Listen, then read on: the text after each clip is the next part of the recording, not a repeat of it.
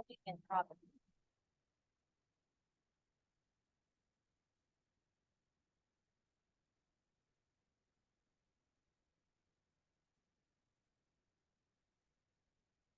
friends, this is Dr. Krup Vasavda, and our today's topic of discussion is medico-legal aspects of rape, which is very important topic.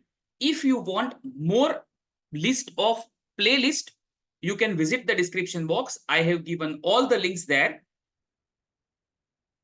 Medico-legal aspects. The first one is rape is a legal term and not a medical diagnosis. So this is very important.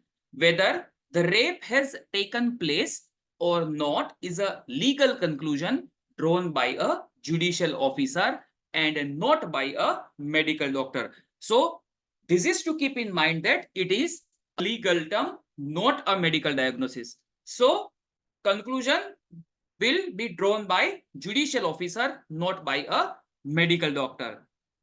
Mere penetration by the penis up to the vulva is sufficient to constitute the sexual intercourse necessary to the offense of rape. So here the word mere penetration is very important. So mere penetration by the penis up to vulva is sufficient to constitute the sexual intercourse necessary to the offense of rape. Under existing provisions of law in India, a female cannot be accused of raping a male. Now the question is why?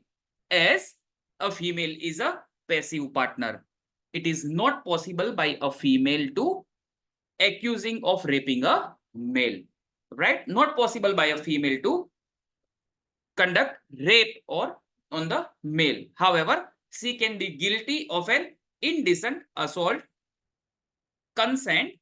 According to the existing provisions of law, a female above 16 years is capable of giving valid consent for sexual intercourse. However, the consent should be free, voluntary, without any fear, fraud, or under pressure, given before the act of sexual intercourse when the female is in full possession of her senses. So her mental faculty should be normal and the consent should be free, voluntary, and without any fear or fraud. So this is very important.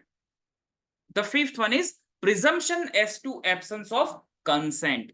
In certain prosecution cases of rape, like if we see subsection 2 clause A to D, these are the provisions for custodial rape where sexual intercourse is proved, and the question is whether it was without the consent of the woman alleged to have been raped, and the woman states in her evidence that she did not consent for the act, then there is a presumption in favor of absence of consent. So if woman says that she has not given consent, then the presumption by court is in favor of the absence of consent. That is section 114A of IEA. अगर जो lady है उन्होंने ऐसा बोला है कि I have not given consent, कि मैंने कंसेंट नहीं दिया है, then court will presume that there is an absence of consent. In other words, it can be said that in custodial rape cases, if a female says that she had not consented to the act, then it can be assumed or presumed by the court that she had not given the consent. Sixth one is age of accused. In Indian law, no minimum or maximum age under or over which a male is incapable of committing rape is prescribed. So in Indian law, no any minimum or maximum age is given, right, over which a male is incapable of committing rape is prescribed. But in English law, a boy under 14 years of age is incapable of committing a rape. Now let us see the important thing. However, suppose section 82 and 83 of IPC are applied. In that case, a boy of less than 7 years cannot be held guilty, or a boy above 7 years of age but below 12 years cannot be held guilty if the boy has not attained sufficient maturity of understanding to judge the nature and consequences of this act.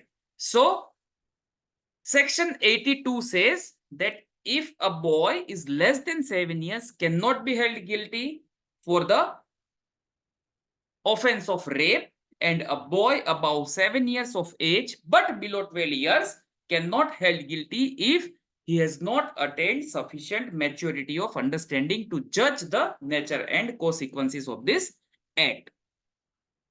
There is no minimum or maximum age of a female under or over which she cannot be raped. So here for female also there is no any minimum or maximum age.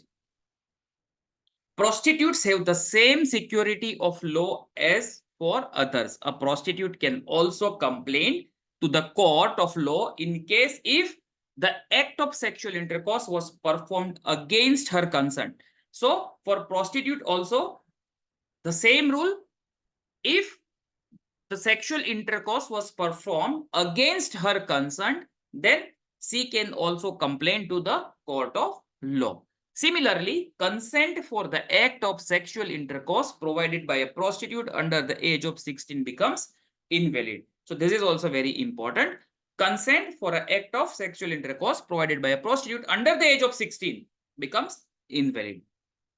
Section 366 of IPC. This is also a very important IPC when the matter comes for medico-legal importance of rape. It deals with kidnapping and abducting, यानी कि अपहरण or inducing women to compel for marriage. So this is also very important. Section 366A of IPC deals with the procuration of a minor girl. Whoever by any means whatsoever induces a minor girl under the age of 18 years to go from any place or to do any act with the intent that girl may be or knowing that it is likely that she will be forced or seduced to illicit intercourse with another person. So this is very important. When a minor girl is forced or seduced to illicit sexual intercourse with another person, shall be punishable with imprisonment which may extend to 10 years and shall also be liable for fine. And section 366B IPC, this is also very important, deals with the importation of girls from a foreign country.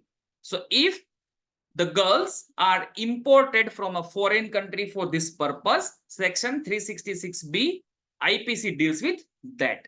Whoever imports into India from any country outside India or the state of Jammu and Kashmir, any girl under the age of 21 with the intent that she may be or know it to be likely that she will be forced or seduced to elicit sexual intercourse with another person shall be punished with imprisonment which may be extended to 10 years and she shall also be liable to fine. So 366A would be the procuration of a minor girl and 366B will be importation of girl from a foreign country.